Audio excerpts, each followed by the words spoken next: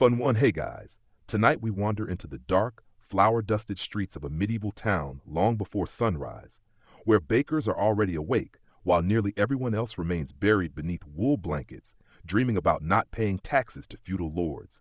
You'll follow sleepy apprentices through smoky bakeries, stand beside roaring ovens hotter than common sense, and discover why medieval bakers began working hours before the first church bells echoed across town. And honestly, after one night hauling sacks of flour and sweating beside brick ovens at 3 in the morning, you probably would not survive long enough to complain about modern alarm clocks ever again. So before you get comfortable, take a moment to like the video and subscribe, but only if you genuinely enjoy what I do here.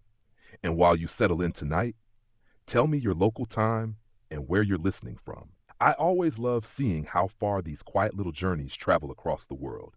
Now dim the lights, maybe turn on a fan for that soft background hum, and let's ease into tonight's journey together. The town is still asleep when you arrive. Darkness clings to the narrow streets like damp cloth. Thick mist drifts between crooked timber houses while muddy alleys glisten faintly beneath scattered moonlight. Somewhere far away, a dog barks once before falling silent again. No church bells yet. No market noise. No merchant shouting. Only one place in town already lives and breathes with activity. The bakery. A warm orange glow flickers ahead beneath a low wooden sign creaking softly in the wind. Smoke curls upward from the chimney into the freezing pre-dawn air. The smell reaches you before the building itself fully appears. Wood smoke, warm yeast, fresh dough. Honestly, it may be the greatest smell medieval Europe ever accidentally invented. You push open the heavy wooden door and immediately step into heat. The bakery feels alive compared to the silent streets outside. Flames roar inside a massive brick oven while bakers move through clouds of flour and steam, carrying bowls, sacks, wooden peels, and dripping buckets of water. Nobody here looks fully awake, but everyone is working. Fast. A young apprentice struggles to drag an enormous sack of rye flour across the floor, while an older baker kneads dough beside a long wooden table scarred by years of knife marks and burn stains. The heat is overwhelming. Sweat already shines across foreheads despite the freezing weather outside. Medieval bakers begin work extraordinarily early because bread must be ready when townspeople wake. Bread is not optional in medieval Europe. It forms the foundation of nearly every meal across all social classes, rich or poor, farmer or noble. Everyone depends on bread. If bakers fail, entire towns become very unhappy very quickly. Historians are still debating exactly how much bread the average medieval laborer consumed daily, though many estimates suggest astonishing quantities compared to modern diets. Honestly, some medieval peasants were basically one stressful week away from legally becoming sourdough. An older baker gestures for you to move aside as he slides a long wooden peel beneath rising loaves arranged across linen cloth. The dough looks pale and soft beneath flickering firelight. Nearby, another worker feeds split logs into the giant oven using iron hooks blackened by soot. The oven itself dominates the bakery, massive, brick-lined, radiating heat through the room like a miniature sun. Communal ovens become central features in many medieval towns and villages. Some are privately owned by bakers. Others belong to feudal lords or monasteries, forcing locals to pay fees for baking access. Even bread carries taxes in the Middle Ages, which feels deeply on brand for medieval Europe, honestly. The apprentice finally empties flour into a giant mixing trough before immediately hurrying toward barrels of water stored near the back wall. Nothing stops moving inside the bakery. Knead, shape, carry, bake, repeat. The rhythm never fully pauses. Outside, the town remains dark and silent. Inside, the bakery already sweats and breathes with labor. You notice how physical every task is. Flour sacks weigh heavily. Dough resists stubbornly during kneading. Wood must be chopped constantly. Ashes cleaned, water hauled. Nothing here is automated. Bread demands human effort at every stage. One baker pauses briefly to rub sore wrists before returning immediately to shaping loaves. Another checks fermenting dough near the wall by pressing rough fingers carefully into its surface. Timing matters enormously. Too cold and dough rises slowly. Too warm and fermentation spoils. The bakers monitor everything through experience rather than precise instruments. Smell, texture, touch, instinct. A sudden burst of sparks erupts from the oven as another load of wood collapses inward. The room glows brighter for a moment before settling again into smoky orange warmth. The sounds of the bakery begin forming their own strange nighttime music. Wood crackling, dough slapping tables, heavy breathing, flour sacks scraping across stone floors, the low roar of fire inside brick. Outside, a faint wind whistles through the alleyways beyond the door.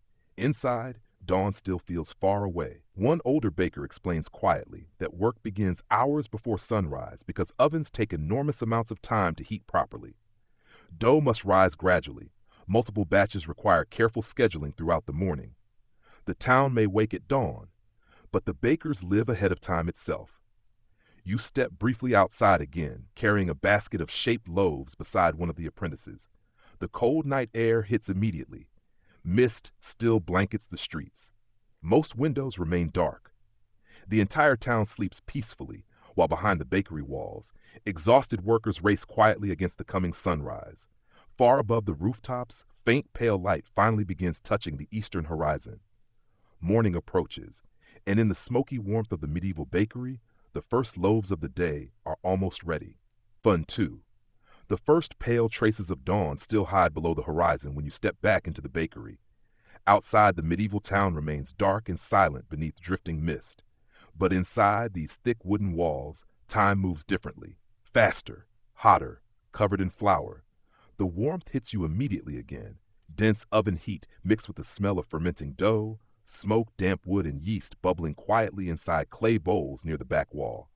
Honestly, the medieval bakery smells like comfort and exhaustion somehow existing at the exact same time. The bakers have already moved on to the next stage of work. No one pauses simply because one batch is finished. Bread waits for nobody. Along a massive wooden table, several workers knead dough with rhythmic movements practiced thousands of times before. Their rough hands fold, press, stretch, and turn heavy pale mounds beneath flickering firelight. Thump, fold, push, turn. The sound repeats steadily through the room. You notice how physical the dough really is. Medieval bread dough is dense and heavy compared to many modern loaves. Rye, barley, oats, and coarse wheat create thick mixtures, requiring serious strength to work properly. One younger apprentice leans nearly his entire body weight into kneading while sweat drips from his forehead despite the cold outside. A master baker walks past and silently corrects the angle of the boy's hands before moving on again. Training happens constantly here, mostly through observation. Mistakes are fixed quickly because wasted flour costs money, and medieval bakers are already living dangerously close to financial collapse thanks to unpredictable harvests, taxes, and grain shortages. A large clay bowl near the wall catches your attention. Inside, thick, bubbling starter rises slowly beneath cloth coverings. Sourdough, or at least an early form of it. Before commercial yeast exists, medieval bakers rely heavily on naturally fermented starters saved from previous batches. Wild yeast cultures living in flour and air help dough rise slowly overnight. Some bakeries may keep starters alive for years, possibly generations, which means somewhere in medieval Europe, one exhausted baker was emotionally responsible for preserving the town's magical bread slime indefinitely. The bakery grows louder now as more workers arrive from sleeping quarters upstairs. Boots stomp heavily across wooden floors while sleepy apprentices rub flour from their eyes and immediately begin hauling water buckets from storage barrels. Nobody gets eased gently into the workday. The ovens decide the schedule, and the ovens are extremely demanding. You follow one worker toward the back courtyard where stacks of chopped firewood wait beneath simple shelters. Frost coats the logs silver beneath moonlight while smoke pours steadily from the bakery chimney overhead. The apprentice grabs armfuls of wood quickly before hurrying back inside. The fire can never weaken for long. Medieval ovens require enormous heat retention to bake efficiently. Bakers spend hours heating the brick interiors before scraping embers aside and loading bread directly onto the hot stone surfaces. Temperature control relies almost entirely on experience. Too hot and crusts burn before interiors cook. Too cool and loaves remain dense and underbaked. There are no timers, no thermometers, only instinct and years of practice. Back inside, another batch of dough is being divided into smaller portions using metal blades and wooden measuring boards. The bakers work quickly but carefully. Bread sizes matter enormously in medieval towns, especially legally. Historians are still debating how consistently medieval authorities enforced bread regulations across different regions, though many towns maintain surprisingly strict laws governing loaf size, price, and grain quality. Bread is too important to leave entirely unregulated. Hungry populations become dangerous populations very quickly. One baker mutters irritably while weighing loaves against small balance scales near the counter. Another double checks measurements before shaping dough into rounded forms dusted lightly with flour. Precision matters even at 3 in the morning. The oven doors swing open again. A blast of heat rolls through the bakery strong enough to sting your face. Sparks burst upward as workers use long wooden peels to slide fresh loaves onto the stone floor deep inside the glowing chamber. The smell changes instantly. Warm bread begins replacing raw dough in the air. Rich, nutty, comforting, somehow capable of making you hungry even if you just ate recently. A nearby apprentice actually drops one shaped loaf sideways while transferring it to the peel. The master baker sighs heavily but says nothing cruel. He simply reshapes the dough quickly and continues working. There is no time for drama here, only bread. Outside the tiny windows, darkness still blankets the streets. But now faint movement appears occasionally beyond the glass. A cart creaking past, an early laborer crossing the square, distant lantern lights swaying through the mist. The town is beginning to stir.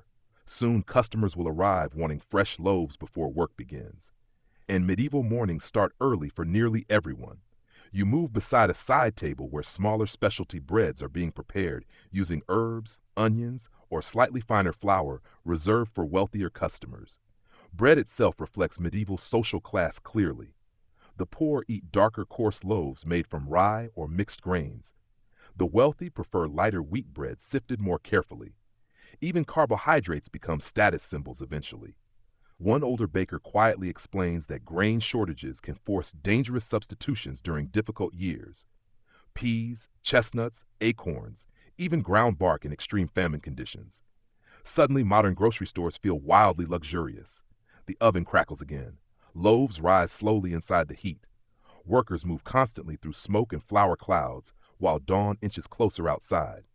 And deep in the warmth of the medieval bakery, while the rest of the town still struggles awake beneath the fading night, the smell of fresh bread begins spreading softly through the sleeping streets. Fun 3. The smell of fresh bread follows you out into the street. Warm yeast and smoke drift softly from the bakery doorway into the freezing pre-dawn air, spreading through the narrow lanes like an invisible promise to the town still sleeping behind shuttered windows. You pull your cloak tighter as one of the apprentices hurries past carrying empty flour sacks toward a nearby storage shed. The streets remain mostly dark. No church bells yet, no crowded market. Only small signs of life beginning quietly beneath the fading night. A cartwheel creaks somewhere ahead. A horse snorts softly near a stable.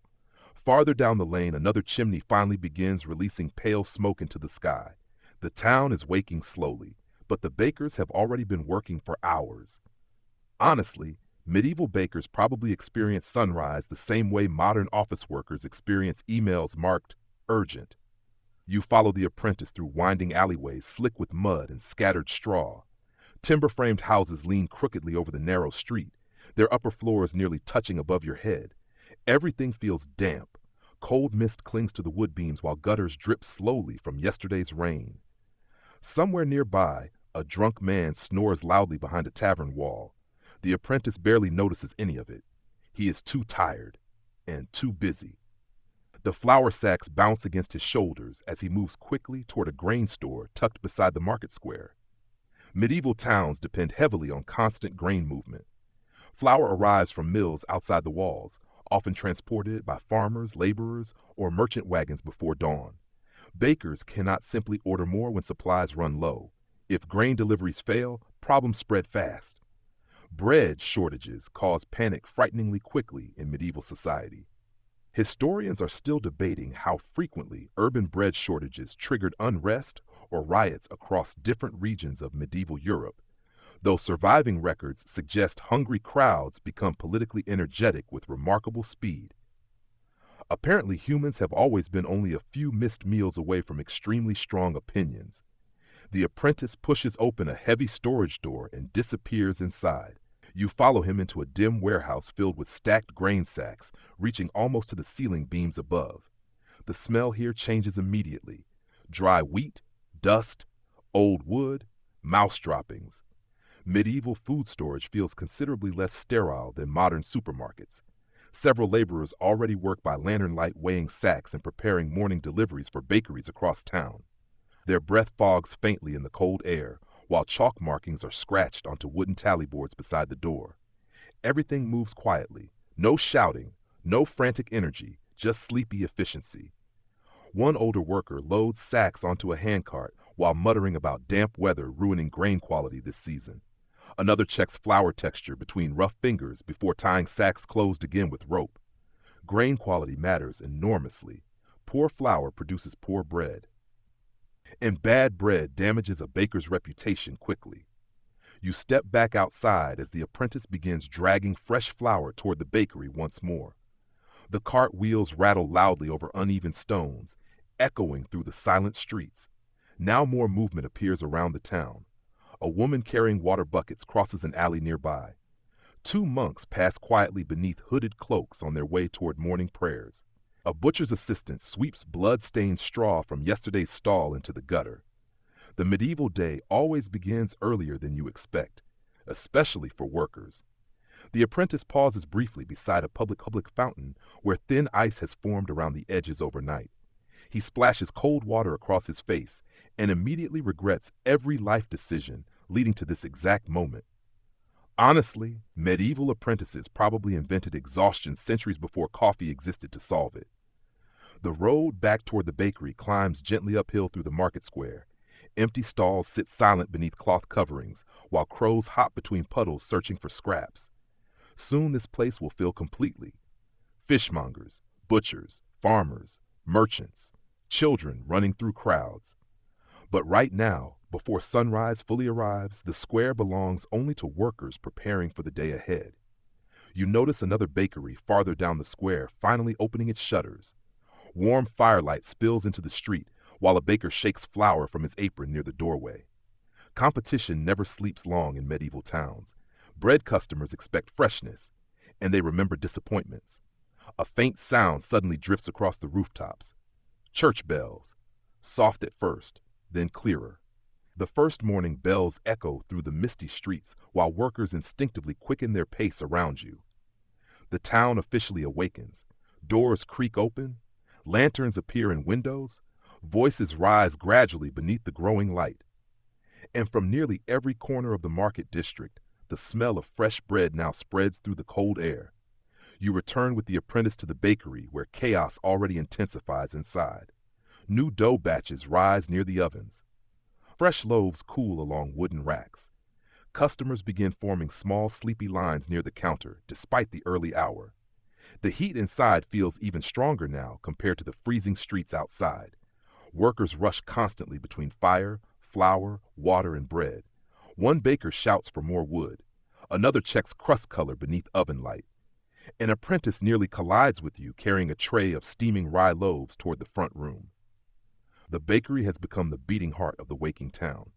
Outside, sunrise finally begins touching the rooftops gold.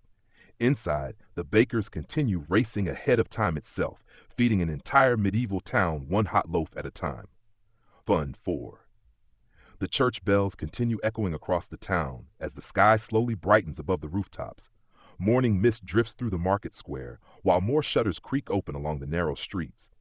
But inside the bakery, it still feels like the middle of the night. The ovens glow fiercely against the dim walls. Sweat runs down faces. Flour hangs in the air like pale smoke beneath the rafters. And now you finally see the true center of everything. The oven, not just large, enormous.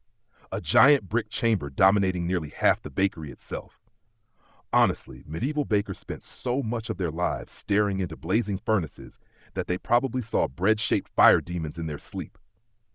The master baker waves you closer while workers prepare another round of loaves. The heat intensifies immediately near the oven mouth. Your face stings. The stone floor beneath your boots feels warm even several steps away. These communal ovens are engineering marvels for their time. Thick brick walls absorb heat slowly over many hours, while carefully designed chambers trap and circulate temperature evenly. Some ovens bake hundreds of loaves in a single morning. Entire neighborhoods depend on them. In many medieval towns, not everyone owns private ovens. Building and maintaining large bread ovens is expensive and dangerous.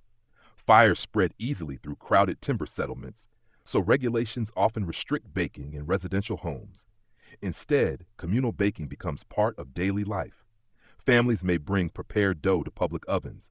Villagers may pay fees to local lords for oven access. Professional bakers manage the process for entire communities. Bread ties everyone together through fire and flour. A younger apprentice grabs a long wooden rake and scrapes glowing embers deeper into the oven chamber, while another sweeps ashes aside using bundled damp cloth tied to a pole. The movements are fast, precise, dangerously close to open flame. You notice burn scars across several bakers' hands and forearms. This work leaves marks. One worker uses a wooden peel nearly as tall as himself to slide fresh dough deep into the glowing chamber. The peel flexes slightly beneath the weight of multiple loaves. He moves with astonishing confidence, no hesitation, because hesitation ruins timing, and timing controls everything inside the bakery. Historians are still debating how standardized medieval oven designs became across different regions of Europe, and whether certain baking technologies spread mainly through guild systems or local experimentation. But one thing becomes obvious immediately. Every experienced baker develops intimate knowledge of heat itself. They read fire almost like language. One older baker squints into the oven briefly before nodding toward another worker to reduce fuel for the next batch. No thermometer confirms the decision, only instinct. Years of burned crusts probably help too. Outside the bakery windows, sunlight finally touches the upper rooftops of the town. The streets grow noisier now, carts rattling over stones, merchants calling to one another, animals shifting impatiently in market pens. But inside the bakery, the oven still controls reality. Everything bends around its heat. The apprentice beside you staggers slightly while carrying another load of split firewood toward the flames. His face is pale from exhaustion beneath streaks of flour and soot. He cannot be more than 13. Medieval apprenticeships begin young because baking demands years of physical training and experience. Apprentice bakers often live directly inside the bakery itself, sleeping in cramped lofts above ovens while learning through endless repetition. Wake early, work hard, try not to accidentally burn down the town. A surprisingly complete educational system, honestly. The master baker opens one oven chamber fully now. The smell that escapes feels almost overwhelming.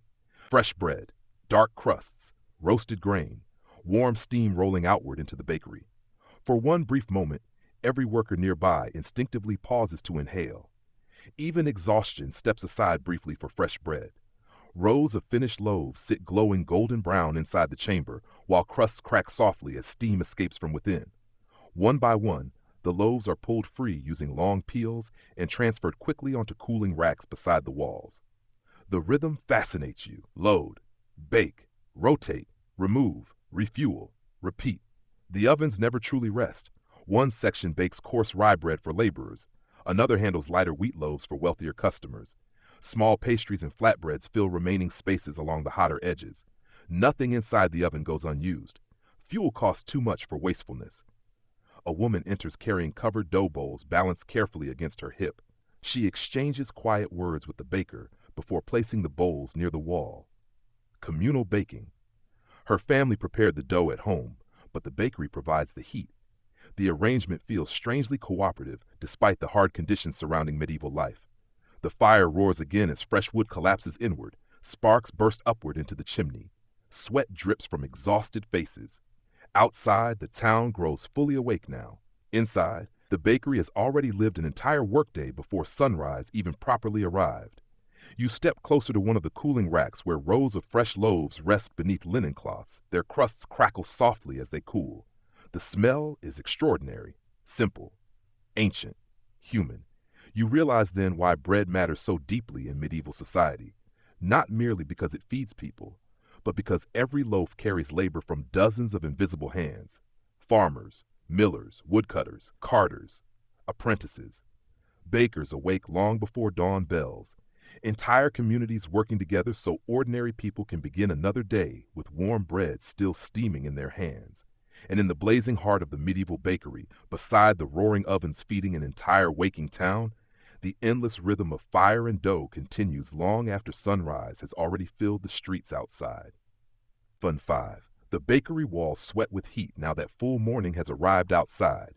Sunlight spills weakly through tiny windows coated in flour dust, while the streets beyond grow louder with carts, merchants, and hungry customers beginning their day. Inside, however, time still belongs to the ovens. The work never really slows. Fresh dough already rises along the tables for tomorrow's bread, while today's loaves continue leaving the ovens in steady waves. Workers move constantly through clouds of flour and steam, carrying wood, water, and baskets heavy enough to bend their shoulders forward with exhaustion. And among all of them, the apprentices suffer most. Honestly, medieval apprenticeships were essentially humanity deciding children should experience sleep deprivation professionally. One boy, no older than 12, struggles past you carrying a stack of firewood nearly taller than himself. Flour streaks his face white except where sweat has carved pale rivers through the dust. He yawns once. The master baker notices immediately. A sharp look. Nothing cruel. But enough. The boy straightens and keeps moving.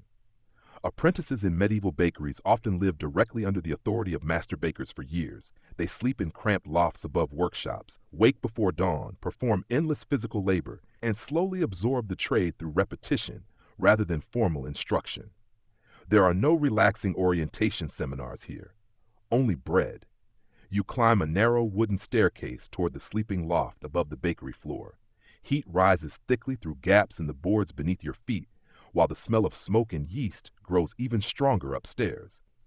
The loft itself feels surprisingly small. Several rough straw mattresses lie pushed against low beams, blackened by years of oven smoke.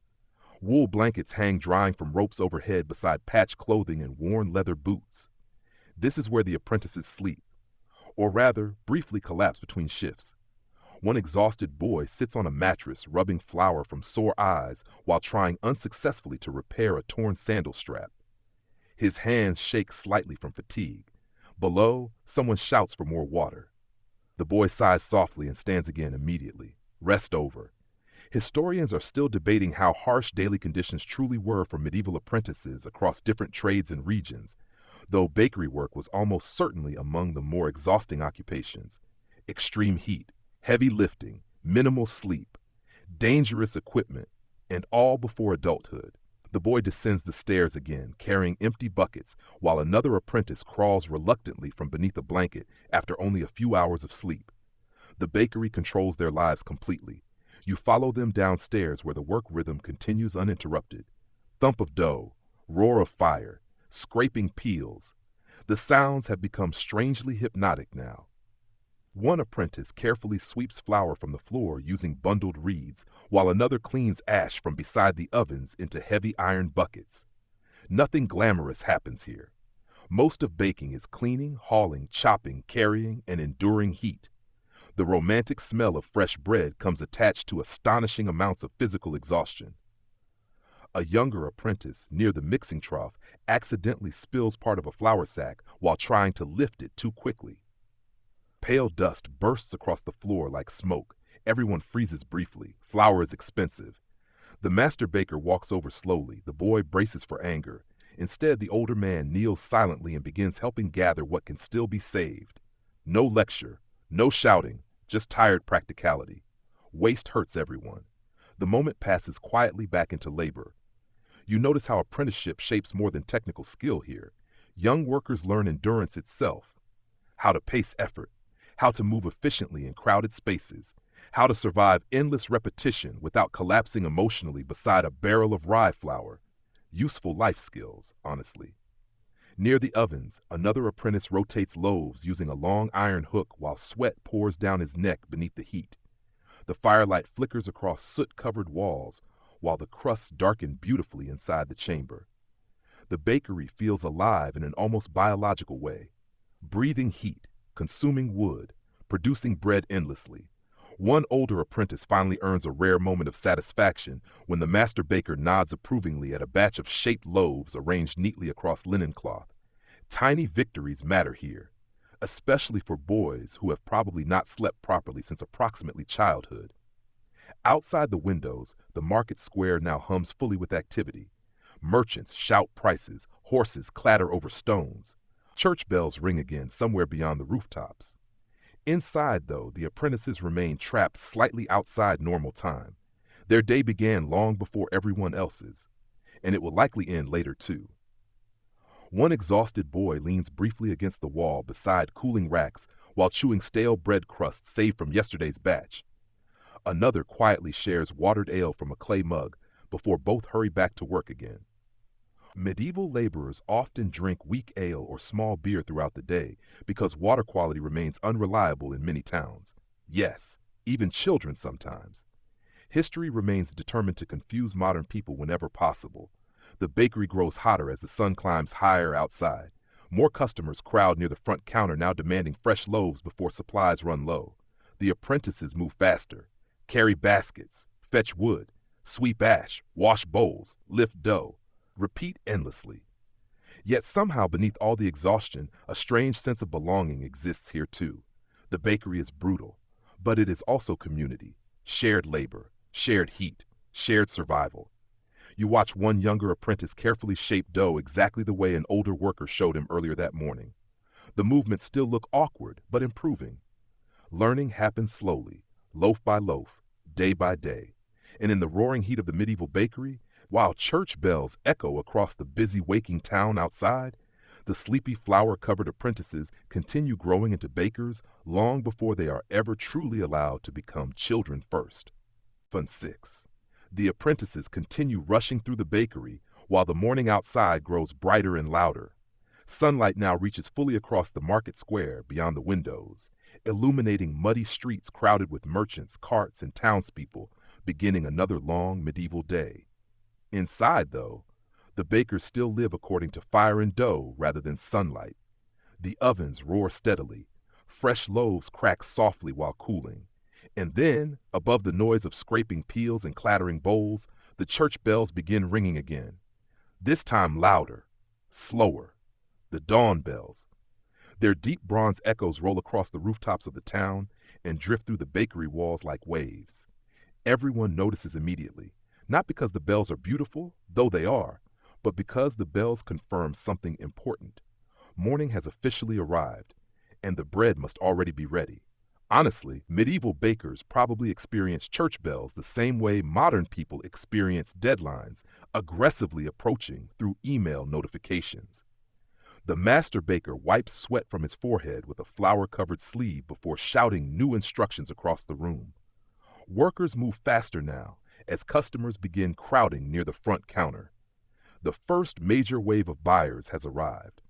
A woman wrapped in heavy wool waits impatiently beside the doorway, clutching a basket against her chest. Behind her, several laborers stand in muddy boots, still half asleep, while a monk quietly counts coins near the wall. The smell of hot bread fills everything. Warm rye, dark crusts, fresh wheat loaves steaming softly beneath linen cloth. Outside, the bells continue ringing across the waking town, while inside the bakery becomes almost frantic. Almost. Still no true chaos. The workers remain too experienced for panic.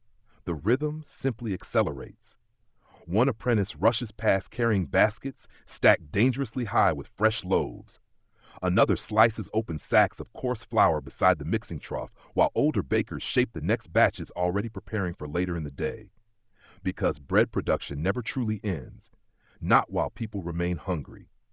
You step toward the front counter where customers exchange coins, grain vouchers, or small tokens with the baker's wife overseeing sales. Bread pricing matters enormously in medieval towns. Authorities frequently regulate loaf size and cost because bread shortages or inflated prices can trigger unrest frighteningly fast among urban populations. Some regions even develop systems where bakers must adjust loaf sizes according to grain prices while keeping costs stable. Historians are still debating how consistently these bread laws were enforced and how often bakers quietly cheated measurements during difficult harvest years. Human beings apparently invented shrinkflation centuries before supermarkets existed. One laborer tears immediately into a still warm loaf after purchasing it, steam rising into the cold morning air outside the door.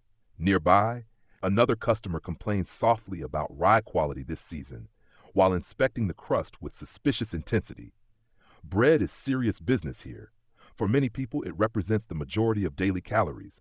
A poor harvest changes entire lives. The church bells finally fade, but their timing continues shaping everything around you. Medieval towns organize life heavily around bell schedules. Work begins with bells. Markets open with bells. Prayers, curfews, warnings, celebrations, all announced through church towers echoing across streets and rooftops. Before clocks become common, bells control public time itself, and bakers must stay ahead of them. You move back toward the ovens where another batch emerges, glowing brown beneath firelight. The heat feels nearly unbearable now compared to the chilly streets outside. One apprentice accidentally brushes a forearm against hot brick while maneuvering a peel. He jerks back sharply. No dramatic reaction follows, just a hiss through clenched teeth before continuing work. Burns happen constantly here. The master baker barely glances up. Not from cruelty, from familiarity. The ovens demand payment from everyone eventually. Near the doorway, two city officials arrive carrying measuring rods and small scales. The atmosphere shifts subtly inside the bakery. Inspection. One official selects a loaf randomly and weighs it carefully, while the other checks crust quality and grain texture. Nobody smiles much during this process. Medieval governments take bread regulations surprisingly seriously because public trust depends partly on stable food systems. Bad bread creates angry crowds. Angry crowds create political problems. The loaf passes inspection. Barely. The officials leave after exchanging a few curt words with the master baker. Only then do the workers relax slightly again. Honestly, imagine surviving on 3 hours of sleep while standing beside a furnace at sunrise, only to have government inspectors arrive measuring your bread with medieval disappointment. The bakery gradually settles into a steadier rhythm after the first customer rush fades. Some loaves cool beside open windows, while others disappear immediately into waiting baskets. Outside, the market square grows louder now. Fishmongers shout prices. Blacksmith hammers ring through nearby streets. Children weave recklessly between carts. The town is fully awake, and almost every person moving through it today will eat bread touched by the labor happening inside this bakery. One exhausted apprentice finally sits briefly beside a flour barrel, chewing yesterday's stale crust while staring blankly at the floor. A rare moment of stillness. Then another shout comes from the ovens. More wood needed. The boy sighs deeply enough to express several generations of inherited exhaustion before standing again. The work continues, because tomorrow's bread has already begun. And in the smoky, glowing heart of the medieval bakery, while church bells fade across the busy streets outside, the bakers keep racing quietly ahead of time itself, feeding an entire town long before most people even realize morning has arrived. Fun 7. The bakery settles into a harsher kind of rhythm after the morning rush passes. Outside, the market square hums with full daylight now, merchants shouting prices, carts rattling over muddy stones, church bells marking the next hour somewhere above the rooftops. Inside, though, the ovens still glow like captured suns. The heat never really leaves. You stand beside the long wooden counter while the master baker counts loaves carefully into separate stacks. Rye, barley, wheat, fine white bread reserved for wealthy households, coarse dark loaves for laborers and poorer families. Every loaf matters, not only because people need food, but because medieval law cares deeply about bread. Honestly, medieval governments trusted bakers approximately as much as modern people trust internet pop-up ads promising miraculous financial success. One of the city inspectors has returned, this time with official scales. The atmosphere inside the bakery tightens immediately. Workers continue moving, but conversations soften. Even the apprentices seem more careful carrying loaves near the counter. The inspector removes a small brass weight from his satchel and places it carefully onto one side of the scale. Then he selects a loaf at random from the cooling rack. Everyone watches. Bread laws in medieval Europe become surprisingly detailed over time. Authorities regulate loaf sizes, prices, grain quality, and even baking practices in many towns through systems often known collectively as assizes of bread. The goal sounds noble enough: prevent fraud, protect consumers, avoid riots caused by hunger. But enforcement also creates constant tension between bakers and authorities, because grain prices fluctuate unpredictably and bakers still need to survive financially somehow. The inspector weighs the loaf carefully. Too light, and the baker could face fines, public humiliation, confiscation of goods, or harsher punishments depending on local laws. Too heavy, and the bakery loses money repeatedly. The margins remain painfully narrow. The loaf passes inspection, barely again.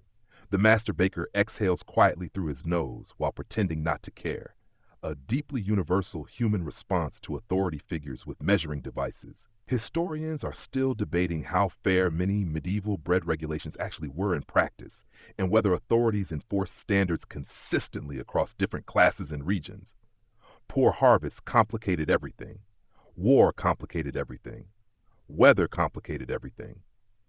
The medieval economy often feels like humanity attempting stability, while nature continuously throws cabbages directly into the machinery. The inspector moves toward another rack and cuts into a loaf to examine the interior texture. He checks for hidden fillers or poor quality flour. Some dishonest bakers during difficult times reportedly mix in cheaper ingredients: beans, peas, old grain, or other substitutes, especially when wheat supplies grow expensive. Sometimes necessity drives the decision. Sometimes greed does. The inspector sniffs the bread critically. The bakers wait silently. Finally, a small nod. Acceptable. The tension loosens slightly across the room. One apprentice quietly resumes scraping burned flour from an oven peel, while another sneaks a relieved glance toward the master baker. Bread inspection day clearly ranks very low on everyone's list of relaxing medieval experiences. Near the windows, customers continue arriving steadily throughout the morning. A wealthy merchant servant purchases fine white loaves wrapped carefully in linen, while several laborers buy coarse rye bread still warm from the ovens. Bread reveals social class immediately. White bread requires finer flour sifted repeatedly to remove bran and impurities. More labor, higher cost. The wealthy eat softer loaves. The poor eat denser, darker bread, often mixed with rye, oats, or barley. Sometimes entire trenchers, thick, stale bread slices used as edible plates, eventually become meals themselves after soaking up stews and sauces. Honestly, medieval people somehow managed to turn dishes into carbohydrates. A woman near the counter argues softly about loaf size while comparing today's bread against yesterday's purchase. The baker's wife listens patiently before adding a slightly larger loaf to settle the matter. Customer service survives every century. So does arguing about portion sizes. You move toward the back room where several apprentices sort damaged or burned loaves into separate baskets. Nothing gets wasted if possible. Some bread feeds animals. Some goes to poorer households at reduced cost. Some becomes crumbs, thickening soups or stews later. Food remains too valuable for carelessness. Outside the bakery, sunlight now fills the market square completely. Through the open doorway, you watch townspeople carrying fresh bread home beneath wool cloaks, while children tear eagerly into warm crusts before reaching their houses. The smell drifting through the streets feels comforting somehow. Like safety, like routine. Bread means another day survived. One older baker quietly explains that failed bakers could face severe punishments in certain towns: fines, imprisonment, public shame, or temporary loss of baking rights. Because feeding people badly threatens social order itself. Hungry populations become dangerous remarkably quickly. The ovens roar again behind you. Another batch ready. The apprentices spring back into motion carrying peels, wood, flour, and cooling racks through the heat and smoke. No rest yet. Tomorrow's bread already waits in rising bowls along the walls. The bakery lives permanently between exhaustion and necessity. One younger apprentice glances longingly toward the sunlight outside before another task pulls him back toward the ovens again. The town continues enjoying morning. The bakers continue working through it. And deep inside the blazing flour-covered heart of the medieval bakery, while laws, inspections, hunger, and heat shape every loaf, leaving the ovens, the endless struggle to feed a town continues, one carefully weighed piece of bread at a time. Fun 8. The city inspectors finally leave the bakery carrying their scales and official expressions of permanent disappointment. The atmosphere relaxes almost immediately once the door closes behind them. One apprentice even dares to breathe normally again. Outside, the market square has fully awakened now beneath pale midday sunlight. The bells have long since stopped ringing, replaced by a thick wall of human noise drifting through the bakery windows. Voices, animals, cartwheels, metal striking metal, and through all of it, the smell of bread continues floating outward into the streets like an invisible trail pulling hungry people toward the ovens. You follow one of the bakers carrying fresh loaves toward the market stalls outside. The cold air feels shocking after the heat of the bakery. Steam still rises from several loaves beneath linen cloths, balanced carefully in wicker baskets. The smell becomes even stronger out here in the open square. Warm crust, roasted grain, wood smoke, and melted butter from nearby pastry sellers. Honestly, if medieval towns had advertising budgets, fresh bread smell would have done most of the work for free. The market itself feels alive now. Farmers shout prices across muddy lanes while fishmongers arrange silver-scaled catches over melting ice hauled from winter storage pits. Chickens complain loudly from wicker cages. A butcher hacks through bones somewhere nearby with alarming enthusiasm. And weaving through everything comes the smell of fresh bread. People notice immediately when a new batch arrives. Several customers change direction mid-conversation the moment the warm loaves appear beside the stall. A woman carrying onions and cabbage pauses to inspect rye bread carefully before selecting 2 coarse dark loaves. Nearby, a wealthy merchant servant purchases lighter wheat bread wrapped in clean linen. Again, class reveals itself through flour. The poor buy dense filling bread that lasts longer. The rich buy softer loaves, because wealth eventually turns even chewing effort into a status symbol. You help arrange bread across wooden boards, while the baker's wife begins selling directly into the growing crowd. Her hands move quickly counting coins, cutting portions, wrapping loaves, and settling arguments before they fully form. She has clearly survived years of market mornings already.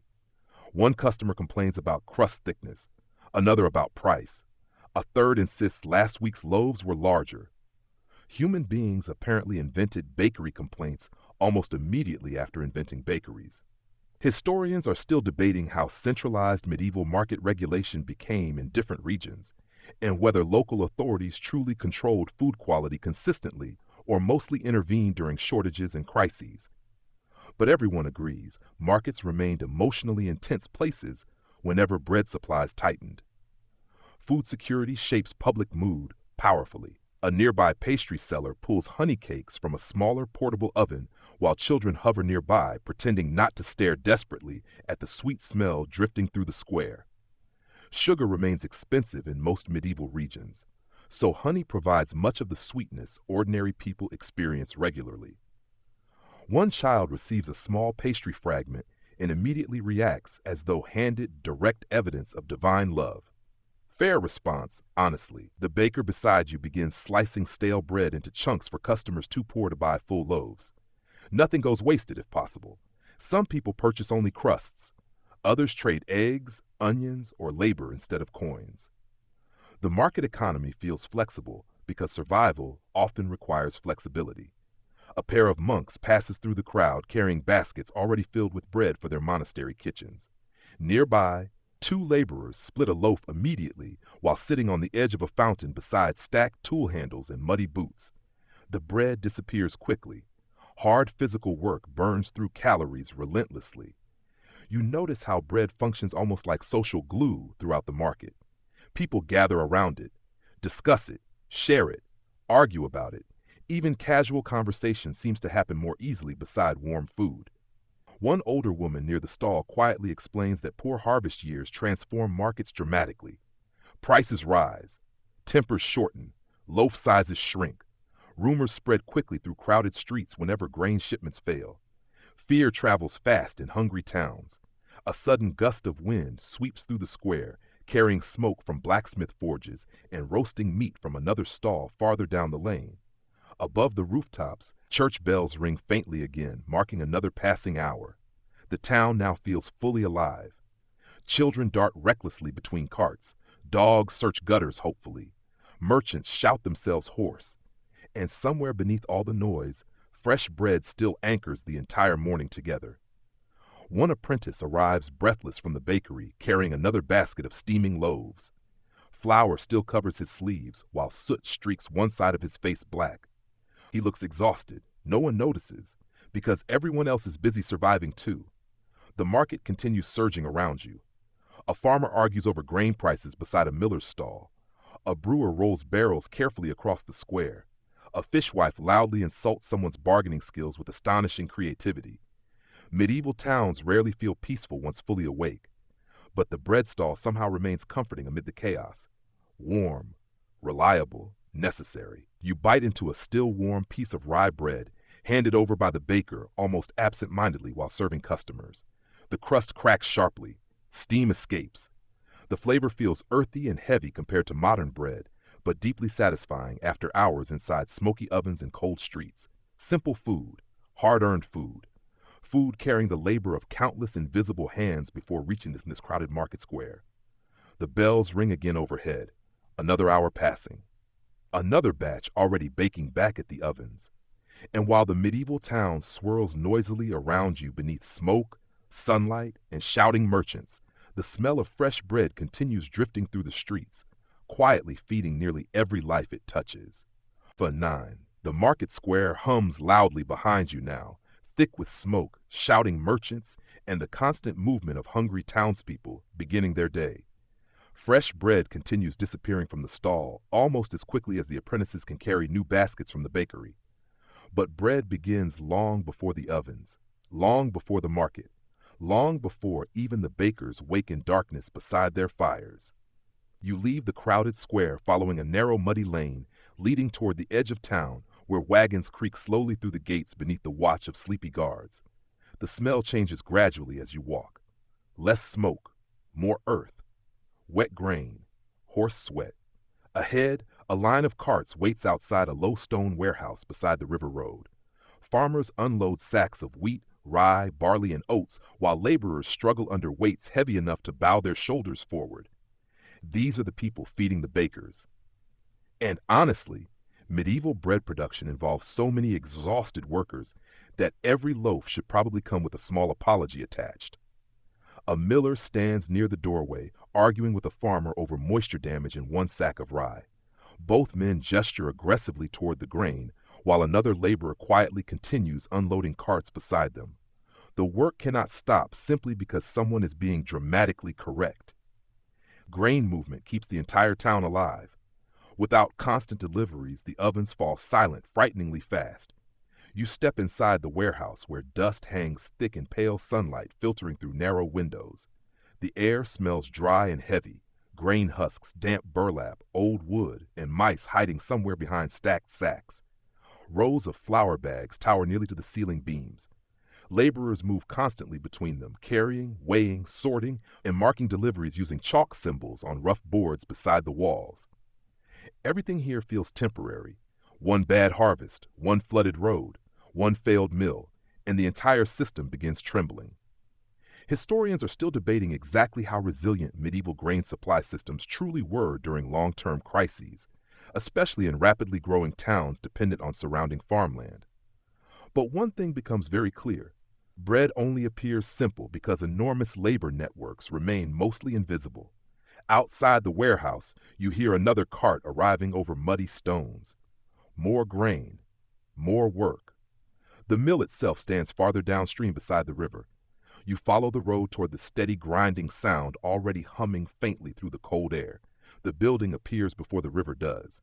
Large wooden water wheel turning slowly beside dark wet stone walls streaked with moss and flour dust. The wheel creaks rhythmically as water pushes against its paddles. Inside, the mill feels alive with movement. Grinding stones rumble constantly beneath your feet, while fine flour drifts through shafts of sunlight like pale smoke. The noise makes conversation difficult. Workers communicate mostly through gestures and short shouted phrases over the grinding roar. One miller pours grain steadily into a hopper above massive stone wheels turning with patient, unstoppable force. Grain becomes flour here through pressure and friction. Simple technology. Dangerous technology, too. Loose sleeves, fingers, hair, or cloth can disappear into machinery horrifyingly fast. A younger worker brushes flour from his face while tightening part of the wooden gearing connected to the water wheel outside. Another shovels spilled grain from beneath the stones into waiting sacks. Nothing wasted. Never wasted. The flour itself feels coarser than modern varieties. Medieval milling techniques produce inconsistent textures depending on stone condition, grain quality, and sifting methods afterward. Some flour remains rough with bran. Some carries tiny traces of grit from worn millstones. Dental health in medieval Europe is about to receive terrible news. One older miller explains quietly that disputes between bakers and millers happen constantly. Bakers blame poor flour. Millers blame poor grain. Farmers blame weather. Weather blames absolutely nobody, a deeply stable economic structure. Outside, laborers load fresh flour sacks onto waiting carts bound for town bakeries. The bags are heavy enough to require two people for safer lifting, though apprentices frequently attempt carrying them alone out of misplaced confidence and youthful bad judgment. One nearly drops a sack directly into mud beside the wagon wheel before another worker catches it just in time. A small miracle for the bakery budget. You follow one loaded wagon beginning the slow journey back toward town. The horse strains against muddy roads while wheels sink heavily into ruts carved by countless earlier carts. Transportation remains exhausting in every direction. Farmers grow grain, millers grind it, carters haul it, bakers transform it. All before sunrise, bread appears casually in market baskets as though materializing from nowhere. The closer you move back toward town, the stronger the familiar smell becomes again. Smoke, yeast, fresh crusts. The bakery chimney still pours steady gray streams into the sky above the rooftops.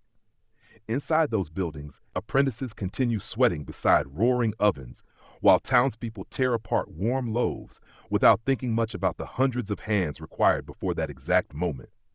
Perhaps that is the strange magic of bread. So ordinary, so constant, yet built from endless invisible labor stretching from muddy fields to roaring ovens before dawn. The wagon creaks onward through the crowded gates while church bells ring faintly above the rooftops once more. And beneath the noise of the waking medieval town, the quiet, exhausting work of feeding everyone continues one sack of grain at a time. Fun 10. The flour wagon disappears in the crowded streets behind you, while church bells echo faintly across the rooftops once again. The medieval town has reached its busiest hours now.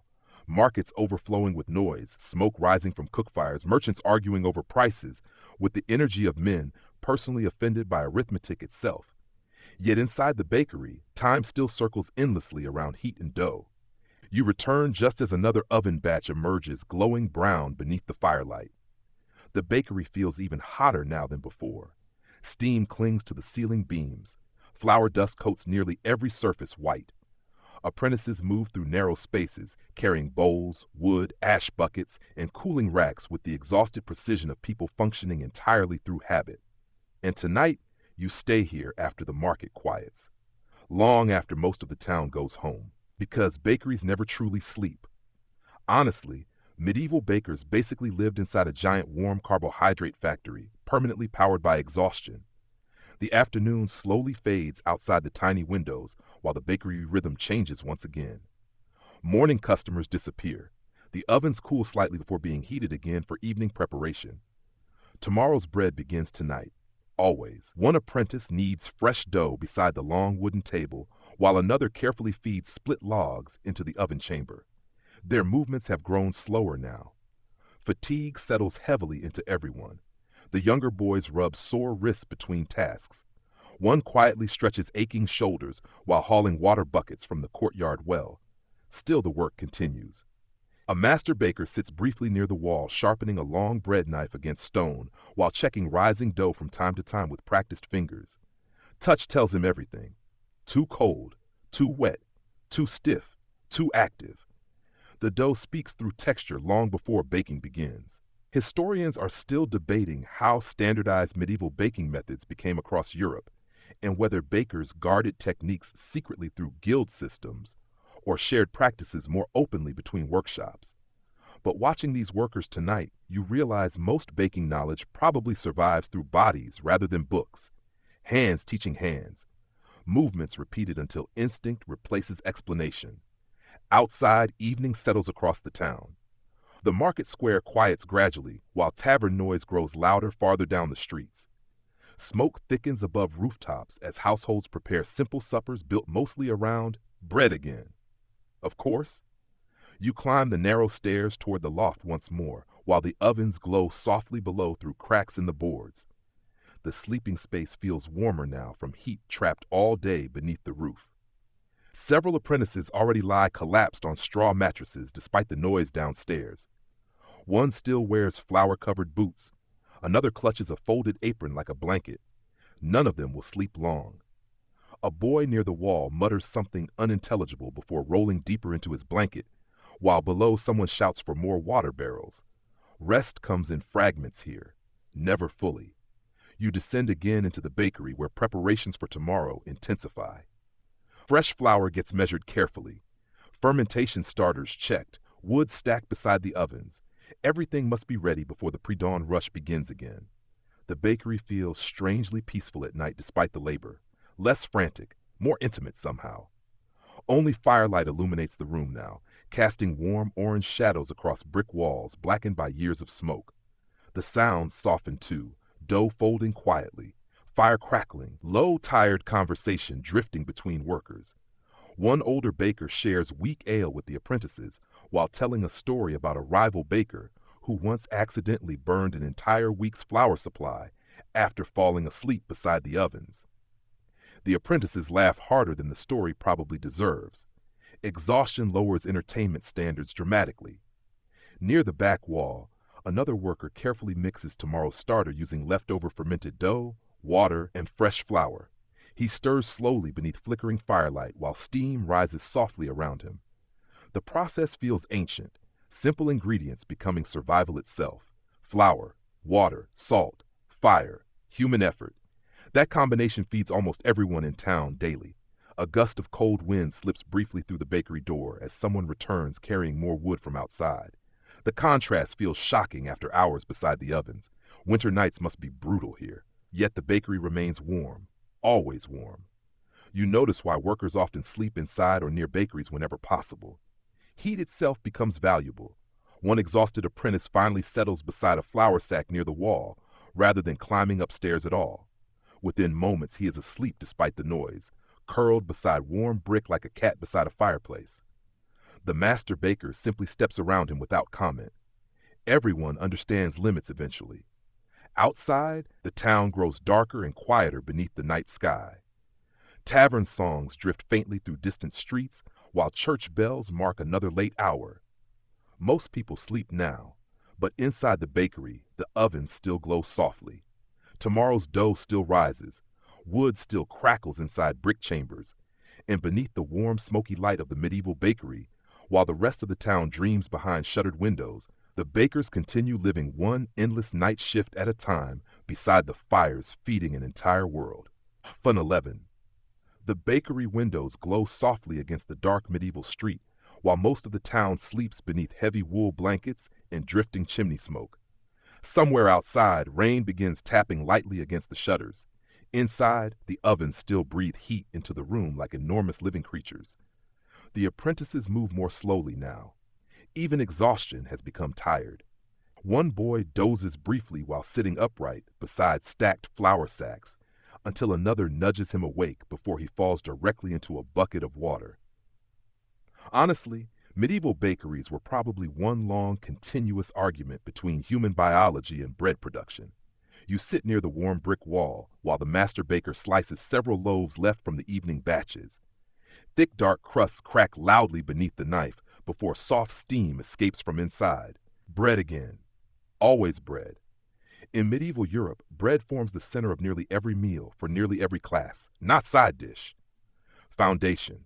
People eat bread with soup, bread with stew, bread with onions, bread with cheese, bread soaked in ale, bread dipped into broth, stale bread softened in milk, bread beside roasted meat if fortunate enough to afford meat at all.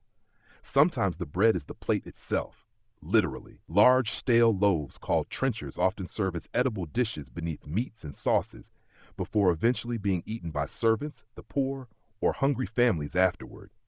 which honestly feels both practical and slightly disrespectful to plates. The master baker hands chunks of warm rye bread around the room, while workers gather briefly near the ovens for a late meal before the next cycle begins. No fancy ceremony, just tired people eating together beside firelight. One apprentice tears bread apart with alarming speed, while another dunks pieces directly into a pot of onion stew simmering near the coals. The smell feels comforting in the warm darkness. Roasted onions, thick broth, fresh crust, smoke. The workers barely speak at first. Hunger wins. A baker's wife enters carrying small wedges of hard cheese wrapped in cloth. The apprentices react as though witnessing a miracle. Dairy remains precious for working families, especially during difficult seasons. Historians are still debating exactly how nutritionally balanced ordinary medieval diets were across different regions and social classes, though poorer populations often survived heavily on grain-based foods with limited protein. Bread truly dominates daily life. A laborer might consume astonishing amounts in a single day simply to maintain enough energy for physical work. You notice how everyone eats differently according to status, even inside the bakery itself. The master baker receives lighter wheat bread. The apprentices mostly eat coarse rye. Subtle hierarchy exists even at midnight beside the ovens. One older worker quietly explains that during famines or poor harvests, bread quality declines rapidly for ordinary people. Bakers stretch flour with peas, chestnuts, beans, or whatever substitutes remain available. In severe shortages, things become desperate, frighteningly quickly. Food insecurity haunts medieval life constantly in the background. The rain outside strengthens slightly now, rattling softly against the shutters, while wind hums through narrow alleyways beyond the bakery walls. Inside, the warmth feels almost unreal by comparison. A younger apprentice finally relaxes enough to smile while chewing bread beside the fire. Another carefully scrapes burnt crust from a loaf and eats it anyway, rather than waste anything. Nothing wasted. Never wasted. The bakery cat appears suddenly from somewhere beneath the flour barrels and immediately positions itself beside the warmest part of the oven with professional confidence. A deeply experienced employee, you watch the workers gradually settle into softer conversation while eating. Stories about market arguments, complaints about grain deliveries, rumors of rising flour prices in nearby towns. One apprentice insists he once saw a baker fall asleep standing upright beside the ovens without dropping the bread peel. No one doubts this story at all. The bread itself tastes heavier than modern loaves, denser, earthier, the crust tougher. Yet after hours inside the smoky bakery, it feels deeply satisfying. Simple food built for labor rather than luxury. A bell rings faintly somewhere outside through the rain. Late hour now. Still, the bakery continues preparing for tomorrow. One worker rises reluctantly to check fermenting dough near the wall, while another begins stacking wood closer beside the ovens for the pre-dawn heating cycle. The rhythm never fully stops. Eat, work, rest briefly, begin again. You realize medieval bakers probably measure time less through clocks than through dough stages and oven temperatures. Rising, proofing, baking, cooling, life itself organized around fermentation. The apprentices finish their meal quickly before returning to tasks almost automatically. Bowls are rinsed, knives cleaned, flour swept. One boy yawns so hard he nearly loses balance while carrying a water bucket across the room. The master baker quietly takes the bucket from him and gestures upstairs toward the sleeping loft. A rare act of mercy. The boy disappears gratefully up the stairs without argument. Outside, the town sleeps beneath cold rain and darkness. Inside, the ovens glow softly against flour-covered walls, while tomorrow's bread slowly rises beneath linen cloths. And deep in the warm, smoky heart of the medieval bakery, while exhausted workers eat simple bread beside crackling fires after another endless day, the quiet labor feeding an entire town continues long after midnight has already passed. Fun 12. The rain continues softly outside the bakery walls while the town sleeps beneath darkness and chimney smoke. Water drips steadily from roof edges into muddy streets below, washing flour dust into pale streams along the gutters. Inside, though, the bakery remains warm enough to feel almost unreal. The ovens glow red behind iron doors, wood crackles steadily, and the air itself tastes faintly of smoke, yeast, and sweat. You begin noticing how deeply these smells cling to everything here. The workers' clothes, their hair, the walls, even the sleeping loft upstairs carries the scent of rising dough and burned crust soaked permanently into old wood.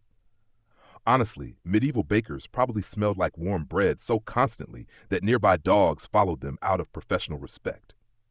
An apprentice kneels beside the long kneading table, scrubbing dry dough from the wood using a dull metal scraper. The sound repeats softly through the room. Scrape, brush, scrape. Nothing in the bakery stays clean for long. Flour settles everywhere. Ash drifts constantly from the ovens. Sweat darkens shirts and aprons within minutes beside the heat. The work feels endless, partly because maintenance never stops. One older baker stirs fermenting dough near the wall, while another hauls freshwater buckets from the courtyard, well despite the rain outside. Water matters constantly here. For dough, for cleaning, for cooling burns, for drinking when the heat becomes unbearable, and hauling it remains exhausting every single time. You follow one apprentice briefly outside, beneath the covered awning beside the bakery courtyard. Rain falls cold and steady now, turning the cobblestone slick beneath your boots. The boy lowers a bucket into the well slowly, while steam still rises faintly from his flour-covered sleeves into the freezing night air.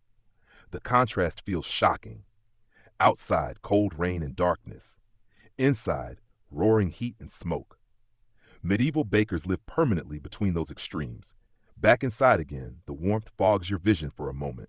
The ovens dominate everything at night.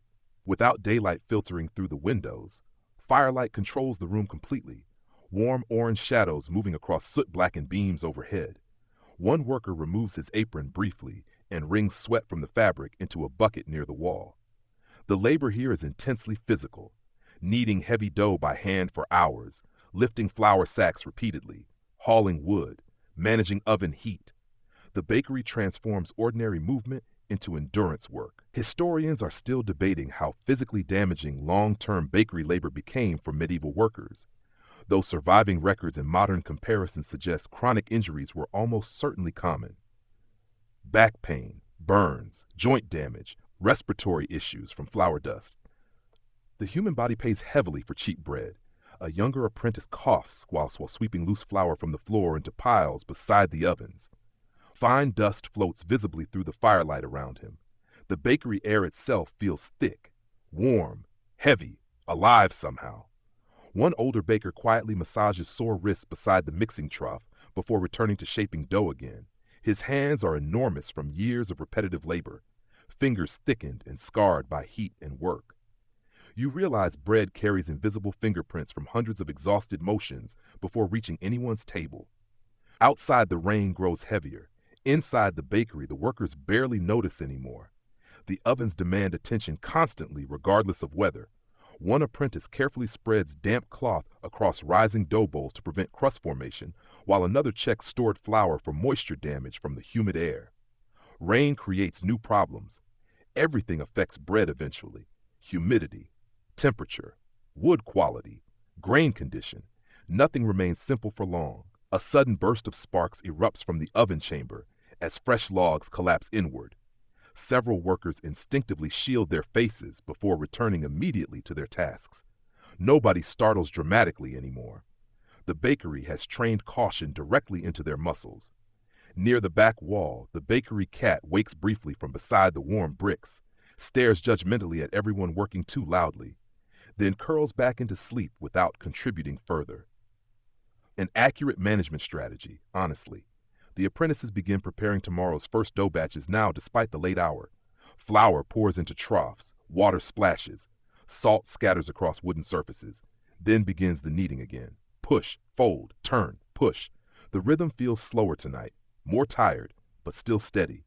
You notice how the repetitive labor almost resembles meditation after enough hours. Workers stop fighting the repetition eventually and simply move with it. The bakery becomes its own world. Outside life fades. Only heat, dough, fire, and exhaustion remain. One older worker quietly hums beneath his breath while shaping loaves in the firelight. Another joins softly for a few moments before both return to silence. No performance. Just tired human beings trying to stay awake beside ovens before dawn returns again. The rain finally begins weakening outside near midnight. Water drips softly from the eaves. The town beyond the bakery has gone almost completely silent now. Only distant tavern voices occasionally drift faintly through the darkness. Inside, however, the bakery still breathes steadily. Warmth, smoke, flour, human effort. Tomorrow's bread slowly rises beneath linen cloths, while exhausted bakers continue moving through heat and shadows with the quiet determination of people who know an entire town will wake hungry in only a few more hours. And deep within the smoky, glowing air of the medieval bakery, where sweat mixes with yeast and ash beneath the endless roar of ovens, the calm, repetitive rhythm of bread making carries the workers gently onward through another sleepless night. Fun 13. The rain finally stops sometime after midnight. Silence settles slowly across the town outside, broken only by distant dripping water and the occasional creak of timber buildings shifting in the cold. Mist gathers again through the narrow streets, while weak moonlight glimmers faintly across puddles and muddy stones. Inside the bakery, however, nothing truly rests. The ovens still glow, the dough still rises, and the bakers still work. Only now the cold of winter begins pressing harder against the walls. You feel it most near the doors and windows first. Thin streams of freezing air slipping through cracks in the wood whenever someone steps outside for water or firewood. Winter mornings in medieval towns are brutal for bakers. Honestly, if modern people complain about scraping frost off car windows, medieval apprentices would probably stare at them in exhausted disbelief while hauling freezing water buckets at 2 in the morning. One young apprentice pushes open the courtyard door carrying an armful of wood. A blast of icy air floods briefly into the bakery before the warmth swallows it again. Snow has started falling, not heavily, just soft, thin flakes drifting through the darkness beneath the chimney smoke. The boy's hair and shoulders are dusted white already. He stomps snow from his boots near the doorway, while another apprentice laughs quietly at how miserable he looks. The laughter lasts exactly 3 seconds before someone sends them both back to work. The ovens become even more important during winter, not only for bread, for survival itself. The bakery often remains one of the warmest places in town before dawn. Workers linger near the heat whenever possible, while cold creeps through nearly every other building outside. One older baker warms stiff fingers carefully near the oven mouth before returning to kneading dough beside the table. The cold changes everything.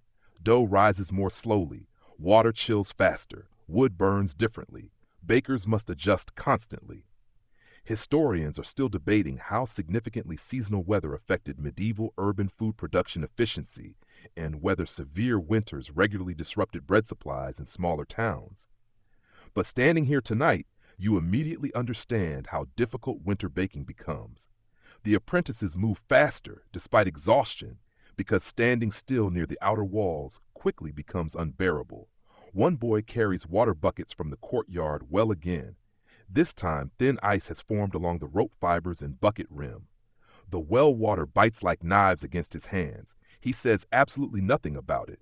Complaining does not warm the water.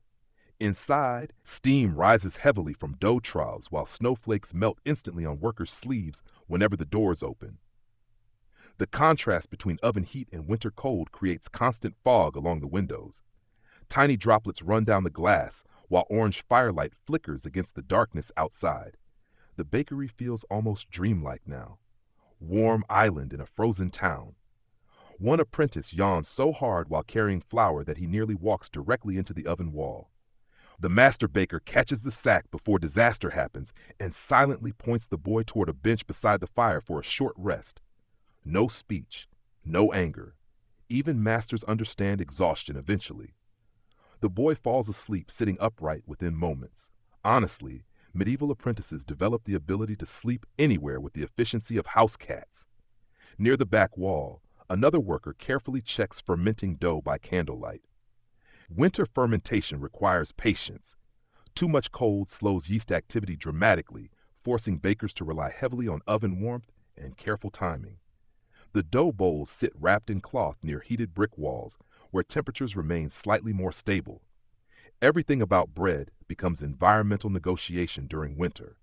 One older baker quietly explains that severe cold can ruin entire batches if workers misjudge timing overnight. Failed bread means lost income.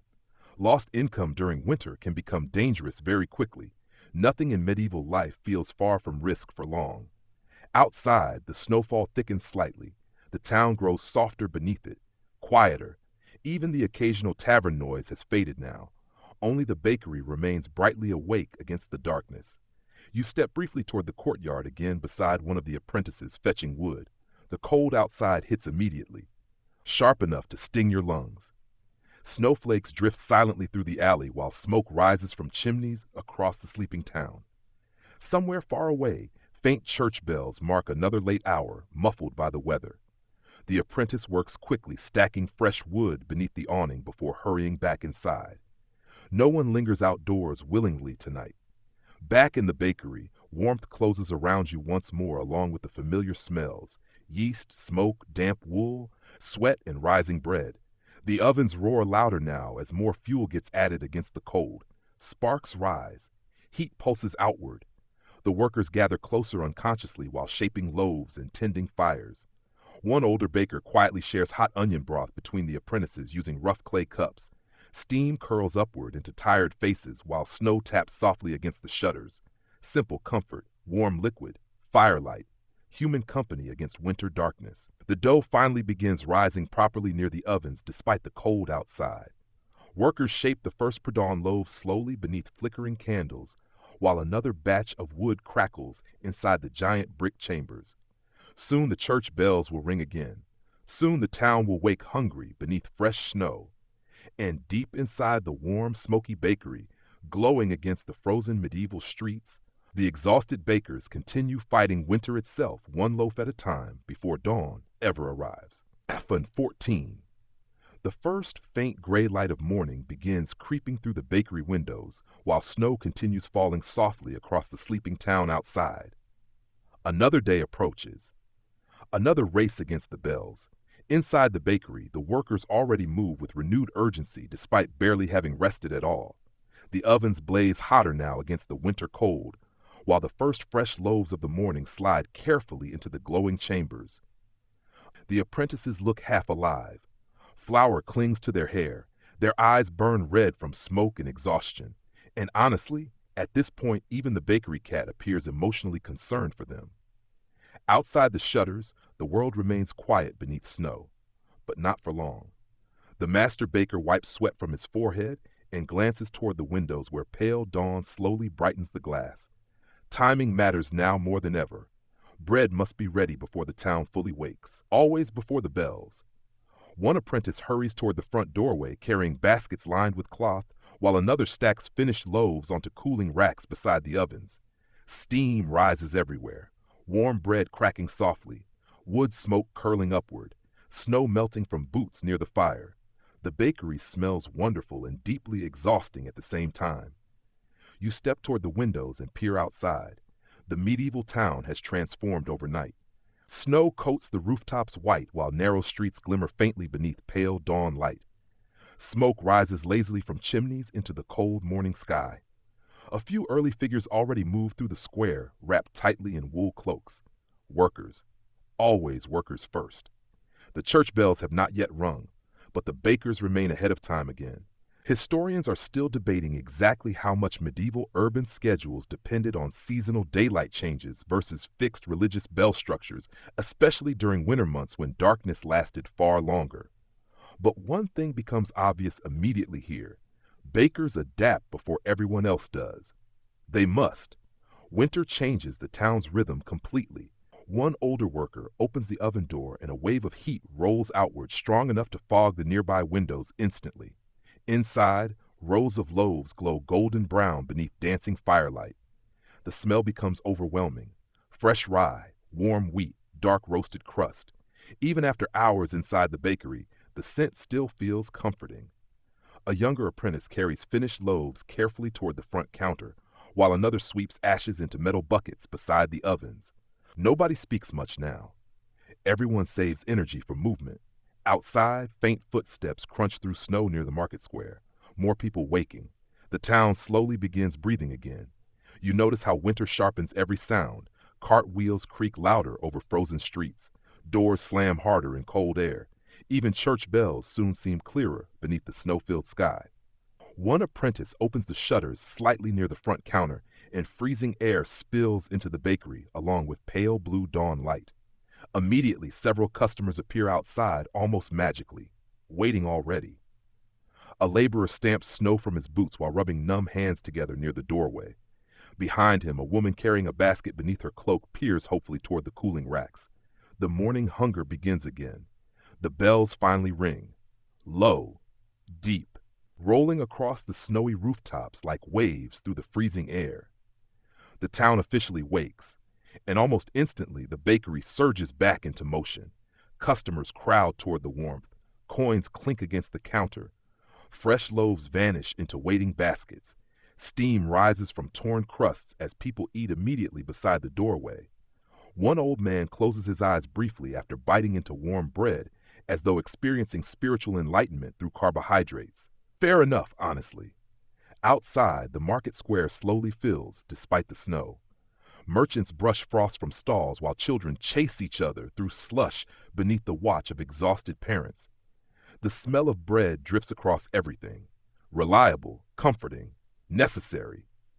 One apprentice nearly falls asleep standing while wrapping loaves in cloth before another quietly elbows him awake without even looking up from shaping dough. The bakery cannot pause. Tomorrow's bread already waits in rising bowls near the ovens. Always another batch. Always another dawn. You help carry warm loaves toward the front while snowflakes swirl briefly through the open doorway. The contrast between winter air and bakery heat feels almost magical. Outside, cold silence. Inside, warmth, labor, and life. The workers move through it all with practiced rhythm now.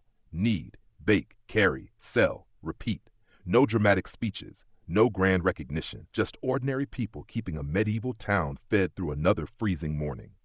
The church bells fade gradually. The market grows louder. And beneath the warm orange glow of the bakery ovens, while snow falls softly across the awakening rooftops outside, the exhausted bakers continue greeting another dawn exactly the same way they always have, by already being hours ahead of it. Fun 15. The snowfall begins slowing as morning fully settles across the medieval town. Pale winter sunlight filters weakly through clouds above the rooftops, while chimney smoke drifts lazily into the cold air. The market square below the bakery now hums with life again. Cart wheels creak through slush. Merchants shout from beneath wool hoods. Children run across icy stones despite repeated warnings from exhausted parents who clearly no longer possess the energy to chase them properly. And through all of it, the smell of warm bread still moves softly through the streets. You remain inside the bakery beside the ovens where the final morning batches cool along wooden racks dusted lightly with flour. The workers move more slowly now, not because the work is finished. The work is never finished, but because exhaustion finally settles fully into their bones after another sleepless winter night. One apprentice leans against a flour barrel while chewing a burnt crust in complete silence. Another carefully removes ash from beneath the ovens with movements so practiced they almost seem unconscious now. The bakery itself feels calmer at this hour. The frantic rush of dawn has passed. Most townspeople already carry fresh bread home beneath their cloaks. The church bells have faded again into the background rhythm of the day. Only the ovens still roar steadily beside you, radiating warmth into every corner of the room. Honestly, medieval bakers probably stopped noticing normal levels of exhaustion sometime around their third consecutive winter. The master baker stands near the front counter, counting remaining loaves while weak sunlight spills across the flour-covered floorboards. His hands move slowly now. Scarred hands. Burned hands. Hands shaped entirely by years of kneading dough before dawn while the rest of the town slept. You think about how invisible this labor becomes for most people. Customers arrive, bread appears, life continues. Few stop to imagine the sleepless hours behind every loaf cooling on their kitchen tables, the freezing water hauled before sunrise, the endless chopping of wood, the burns, the heavy sacks of flour, the apprentices sleeping beside warm ovens because they are too tired to climb stairs. Bread feels simple only because someone else carries the difficult parts quietly.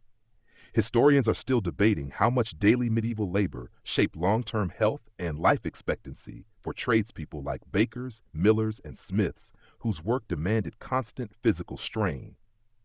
But standing here now, surrounded by heat and smoke and exhausted faces, the cost feels easy to imagine. One apprentice finally climbs the stairs toward the loft, carrying nothing except a blanket wrapped around his shoulders. His boots drag softly across the wood. Another worker sits briefly beside the oven and closes his eyes just for a moment while warming stiff hands near the heat. Outside the windows, snow continues melting slowly from rooftops beneath pale sunlight. The town moves forward into another ordinary day. People will eat, work, trade, pray, argue, laugh. And much of it will happen with bread beside them, almost without thought. That may be the strange beauty of the baker's life. Essential, constant, mostly unnoticed, yet quietly holding entire communities together every single morning before dawn. The bakery cat stretches lazily beside the ovens and relocates approximately 1 foot closer to the warmest bricks with the confidence of a creature who contributes absolutely nothing but still considers itself management. A timeless workplace tradition. The remaining loaves crack softly while cooling on the racks beside you. Tiny sounds, warm bread settling after fire. The room smells calmer now too. Less smoke, more crust, more flour, more quiet. You step toward the doorway one final time. Outside, the medieval town glows softly beneath melting snow and pale winter sunlight. Footprints cross the square in every direction while church towers rise above the rooftops against the gray sky. The bells do not ring right now. For a brief moment, everything feels still, peaceful. Behind you, the ovens continue burning. Ahead of you, the town continues living. And between those two worlds stand the bakers, tired, flour-covered, awake long before everyone else, already preparing tomorrow's bread while today has barely begun. The warmth from the bakery drifts gently into the cold street behind you. The smells follow too. Yeast, smoke, fresh crust, ancient things. Human things. The apprentices upstairs finally sleep properly for a few precious hours, while below them dough already rises quietly beside the ovens again. Because another night will come, another pre-dawn darkness, another race against the bells. But not yet, for now the fires burn low and steady. The town is fed. The snow melts softly from the rooftops, and inside the warm, glowing bakery hidden among the narrow medieval streets, the calm, exhausted lives of the bakers slowly fade into the gentle, comforting rhythm of crackling ovens, falling snow, and distant bells drifting softly through the winter morning. Open quote, open quote, open quote, end of script. Sweet dreams, close quote, close quote, close quote.